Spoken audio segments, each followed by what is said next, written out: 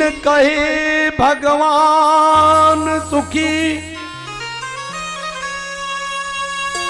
दीन क्या कह रहा है? भगवान सुखी है। भगवान कौन? जो धनवान है इस समय। भगवान कौन होता है? धनवान ही तो भगवान माना जाता है, क्योंकि धनवान सबको पालक है। सबका पालन तो ही करता है ना, तो पालन करने वाला कौन होता है? भगवान।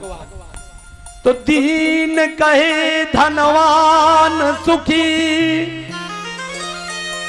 धनवान कहे सुख राजा को भारी, राजा कहे महाराजा सुखी, महाराजा कहे सुख इंद्र को भारी। महाराजा कहे हम भी सुखी नहीं है, हमसे सुखी तो इंद्र है। इंद्र कहे मोती ब्रह्मा सुखी। इंद्र भी कह रहा है हम भी सुखी नहीं है, हमसे तो अच्छे ब्रह्मा जी हैं, वो सुखी हैं।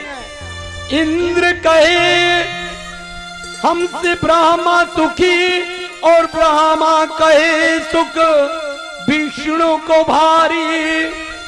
हम भी सुखी नहीं है, हमको तो उत्पन्न करने वाले नारायण हैं, वो सुखी हैं। लेकिन गोस्वामी तुलसीदास जी ने क्या लिख रहे हैं?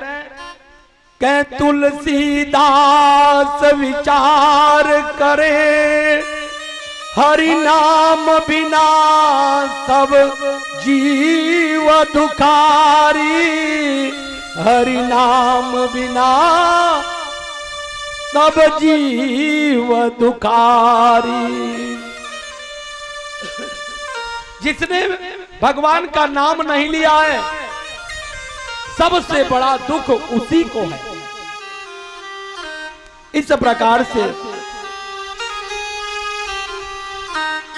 कहते हैं कि करदम महाराज, भगवान ब्रह्मा ने आकाशवाणी किया, कहा हे करदम महाराज, हे करदम ऋषि, हे पुत्र, तुमको हमने सृष्टि की रचना करने के लिए कहा है, सृष्टि को आगे बढ़ाने के लिए कहा है। अगर ये कन्याओं का ही खाली उत्पन्न हो गई तो आगे कौन और करेगा? अरे इसका विवाह होना है, और भी तुम्हें भी तो पुत्र होना है, नहीं तो तुम्हारे भी जो पितर हैं, ऐसा आप ये मत मानो कि जो हमारे पूर्वज हैं, जो हमारे पिता हैं वही पितर हैं, नहीं। जिस प्रकार से भगवान है उसी प्रकार से पितर भी हैं। हमारे पितर कौन है वो हम जान गए हैं, चलो हमारे पिता के पिता जो थे वो हमारे पितर हैं, हमारे पिता जो हैं वो पितर हैं। लेकिन पितरों के देवता भी हैं। अगर पितर हैं तो पितरों के देवता भी हैं, तो पितरों के देवता भी होते हैं और पितर निश्चित हैं, ये पितर हैं भैया। और दोनों पितर के जो हमारे पितर हैं उनकी पत्नी कौन है? पितरों की पत्नी कौन है? कहें श्रद्धा। श्रद्धा जो है वो पितरों की पत्नी। हम लोग करते हैं ना, जब भी पिंडदान करते हैं तो क्या बोलते हैं? श्रद्धा। श्रद्धा का उच्चारण करते हुए हम लोग पितरों को पिंडदान करते हैं। इस प्रकार से जब देवहूति ने आग्रह किया अपने पति से, करदम ऋषि से, करदम ऋषि उनका मनसा समझ गए थे। करदम ऋषि ने कहा ठीक है, जो तुम चाहती हो वही करूंगा, लेकिन वंश वृद्धि हो जाएगी तो मैं तपस्या करने चला जाऊंगा अवश्य। उस समय कर्दम ऋषि और देवहूति से एक पुत्र उत्पन्न हुआ। कौन सा पुत्र उत्पन्न हुआ? उनका नाम रखा गया कपिल। बोलिए कपिल भगवान की जय। 9 कन्या और एक पुत्र भगवान कपिल के रूप में उत्पन्न हुए। भगवान कपिल देव पुरुष थे, भगवान नारायण के अंशात्मक थे। अभी हम कल भगवान के जो है अवतारों के बारे में जब आपको बतलाए थे तो आपको हमने ये बतलाया था कि प्रभु राम 12 कला से आए थे और प्रभु कृष्ण 16 कला से, है ना। अब देखो ये जो हम लोग अंशात्मक कहते हैं, हमने आपको बताया था कि अंशात्मक 5 प्रकार का होता है। एक अंश अंशात्मक होता है, एक अंश होता है, एक अंशात्मक होता है, एक कला होता है। तो पांचों में कला भी जोड़ा गया है ना। अब ये कला कितना होता है इसकी थोड़ी सी हम समीक्षा हम लोग करेंगे, थोड़ा जानकारी कर लें। देखो भगवान के अंश कैसे उत्पन्न हो रहे हैं। कृष्ण को भी जान लिया कि 16 कला से हुए, राम को भी जान लिया कि ये 12 कला से हुए। अब 2 कला घटा दो राम से। राम, क्योंकि भगवान अगर कृष्ण उत्पन्न हुए तो उनको 2 कला बढ़ाना था, 2 कला बस, क्योंकि 2 ही कला बढ़ता है। और 2 कला अगर बढ़ाते तो उनका भी गणना जो है प्रभु जैसे मर्यादित थे तो वो मर्यादित ही कृष्ण भी आते। उन्होंने देखा कि मर्यादा में रह करके हमको क्या मिला, इसलिए 14 कला नहीं 2 कला और बढ़ा करके आए कि हम पूर्ण रूप से पावरफुल रहेंगे। जो मुझे करना रहेगा, जिसको मारना रहेगा मार दूंगा, चाहे समाज या राजा कोई बैठा रहे, उससे कोई मतलब नहीं, है ना। हस्तिनापुर में जब सभी लोग बैठे हुए थे, पूरे समाज बैठा हुआ था और अग्र पूजा होना था। अग्र पूजा में सभी देश देश के राजा वहां जुटे थे, लेकिन नारायण ने वहां भी वध किया अकेले, कोई कुछ नहीं कर सकता, है ना। तो भगवान कृष्ण इसलिए 2 कला एक्स्ट्रा बढ़ा करके आए कि हम 16 कला से चलेंगे। जो मुझे करना रहेगा करूंगा, मारना रहेगा मारूंगा, अगर मुझे लगे कि मुझे अभी भागना होगा तो भाग भी जाऊंगा, वहां भी मेरा एक अवतार ही मान लो, है ना। वहां भी रण छोड़ कहा गया भगवान नारायण को। आगे की कथा में आपको बतलाया जाएगा। तो इसीलिए 16 कला से आए। अब 2 कला, अगर 12 में से 2 कला घटाओगे तो कौन सी उत्पत्ति हुई? जो निमित्त मात्र आए और चले गए। निमित्त मात्र मतलब जैसे बामन महाराज जब जन्म लिए तो किस लिए लिए? निमित्त क्या था? निमित्त ये था कि बलि को छलना है और फिर चले जाना, है ना। इसलिए वो 10 कला से आए। ऐसे निमित्त मात्र वाले जो अवतार हुआ वो 10 कला से हुआ। कितने? 10 कला से।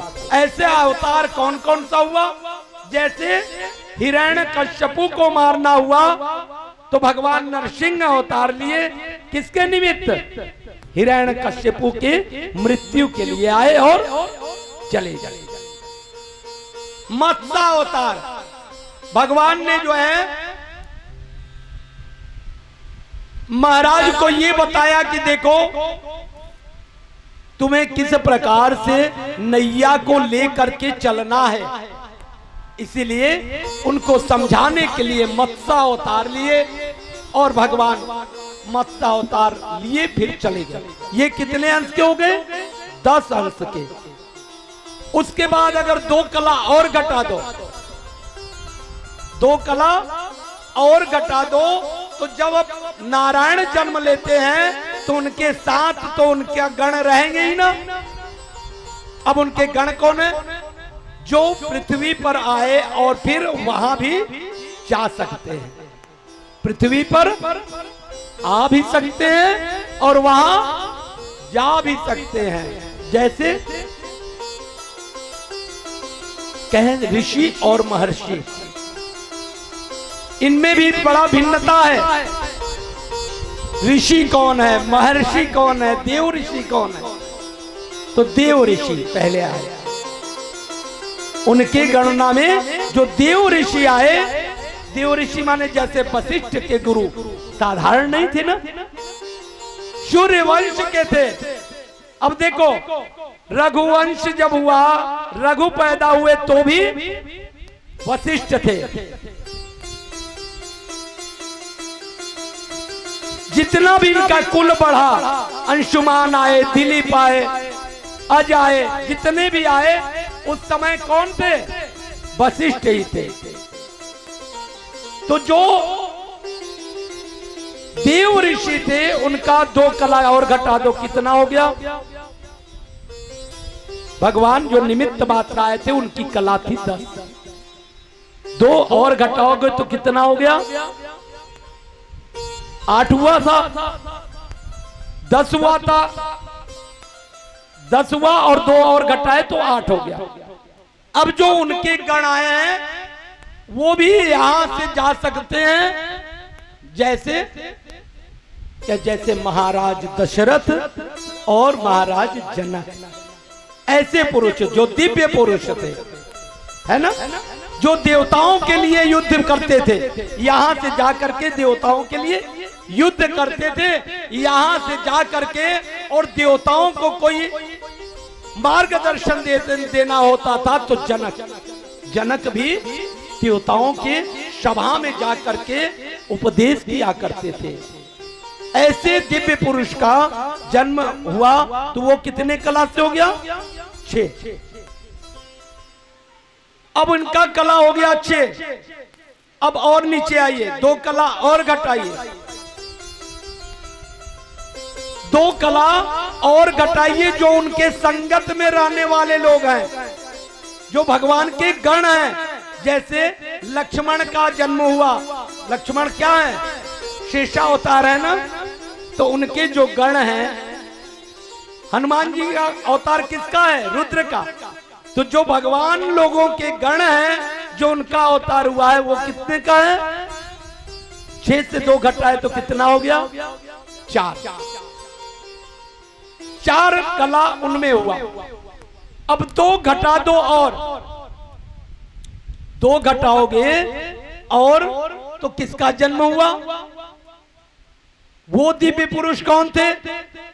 क्या वो दिव्य पुरुष थे जैसे हमारे यहां गोस्वामी तुलसीदास, जैसे हमारे गोस्वामी तुलसीदास वगैरह जितने भी संत हुए वो सब दिव्य पुरुष हुए। अब अगर 2 घटाओगे तो भैया कितना आएगा? अब अगर 2 घटाओगे तो कितना आया? इसीलिए विवेकानंद को 0 पर बोलना पड़ा था। क्यों? क्योंकि हम लोगों में अंश क्या है? 0 है। विवेकानंद जी 0 पर क्यों बोले? क्योंकि जब कलकत्ता के रहने वाले विवेकानंद जी और कहां पढ़ रहे थे? अमेरिका में वैज्ञानिक थे। वहां से विज्ञान को पढ़ते हुए जब अपने यहाँ भारत में आए तो उन्होंने अपने गुरु को देखा। क्या देखा? विज्ञान तो खूब सीख गए थे, लेकिन उन्होंने देखा कि उनके गुरु जो थे बिना कोई आधार के बैठे हुए हैं, जैसे अभी हम बैठे हैं और आधार न हो। उनको बड़ा आश्चर्य हुआ, अरे ये कौन सा विज्ञान है? ये कौन सा विज्ञान है कि मनुष्य बैठा भी है, आधार भी नहीं है। वो जा करके गुरु के पास गए कि मुझे ये वाला जो है विज्ञान सीखना है, मैं तो विज्ञान का विद्यार्थी हूं, फिर भी मुझे ये ज्ञान नहीं हुआ, ये कौन सा विज्ञान है पहले बताइए। परमहंस जी जो है क्या कहते हैं, कहें इसके लिए तुम्हें गुरु दीक्षा लेनी होगी। इसके लिए क्या करना होगा, पहले गुरु दीक्षा लोगे तभी ये विज्ञान तुम्हें जान पाओगे। जब काफी काल तक देखो, गुरु की सेवा करने में अगर कोताही करोगे, जैसे क्या होता है ना, कभी आप गुरुकुल में चले जाओ अभी के काल में, तो अभी आप बालक 8 साल का हुआ है, गुरुकुल में छोड़ दो, तो जितने भी ऊपर के लोग हैं ना, वो उसको थप्पड़ भी मारेंगे और काम भी खूब करवाएंगे। अगर वहां से वो थप्पड़ सह करके और काम कर लिया ना, तो वो ऊंचाई पर जाएगा। लेकिन थप्पड़ नहीं सहा और वहां से भाग गया तो निठल्ला ही रह जाएगा। यहां विवेकानंद में काफी वर्ष बीत गया और इनको ज्ञान मिला ही नहीं। इन्होंने कहा अब मैं नहीं रहूंगा, परेशान हो गए कि मैं जा रहा हूं अपने घर।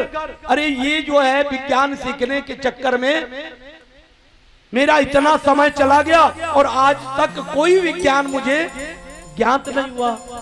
परमहंस जी कहे अच्छा जाना चाहते हो, जाके दिखाओ। एक रूम था इसे ही, चारों तरफ दरवाजा था, क्या जाओ। विवेकानंद जी एक दरवाजे के तरफ बढ़े, दरवाजा अपने आप बंद हो गया। दूसरे दरवाजे के तरफ बढ़े तो दूसरा दरवाजा बंद हो गया। तीसरा दरवाजे पर गए, तीसरा दरवाजा, सारे दरवाजे बंद हो गए। क्या अच्छा ज्ञान लेने आए थे ना, सरल से मिलता है, सरलता से आओ तुम्हें ज्ञान देते हैं आज। उन्होंने एक छड़ी उठाया और कमरे में ही दौड़ा लिया विवेकानंद जी को, और दौड़ा करके प्रहार जब किया तो जो उनकी यहां से